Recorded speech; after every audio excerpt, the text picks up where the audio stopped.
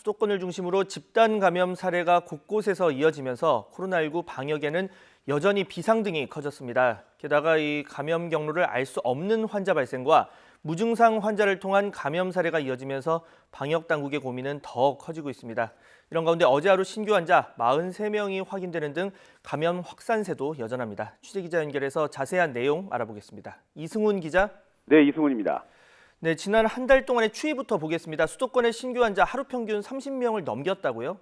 예, 그렇습니다. 방역 당국이 확인한 최근 한 달간 수도권 신규 환자는 하루 평균 30.3명입니다. 또 하루 평균 19.9명이 격리되고 있습니다.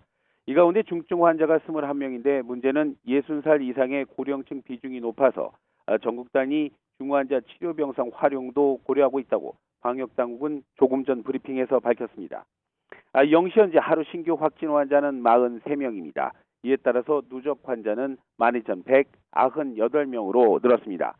신규 환자 가운데 31명이 국내 감염 그리고 12명이 해외 유입 사례입니다. 지역 감염 사례도 늘었지만 최근 들어서 해외 유입 사례가 꾸준히 늘고 있는 겁니다. 지역 감염은 서울 12명, 인천 2명, 경기 11명으로 수도권에서 25명이 확인됐고요. 대전에서 5명, 충남 1명 등입니다. 해외 유입은 검역 과정에서 7명이 확인됐고 지역에선 경기 2명, 서울과 대구, 제주에서 각각 1명이 확인됐습니다. 사망자는 1명이 추가돼서 누적 사망자는 279명이 됐고요. 14명이 격리 해제돼서 완치율은 88.3%로 다소 떨어졌습니다. 방역당국은 최근 들어서 감염 경로를 알 수 없는 환자 급증 그리고 무증상 증상자 확산에 주목하고 있는데요.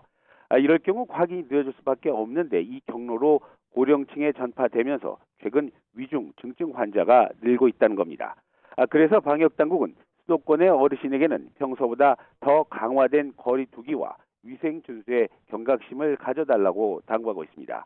이와 함께 방역당국은 신규 환자 가운데 해외 유입 사례가 꾸준히 늘어나는 것도 주목하면서 해외발 감염 차단에도 방역 역량을 모으고 있습니다. 지금까지 YTN 이승훈입니다.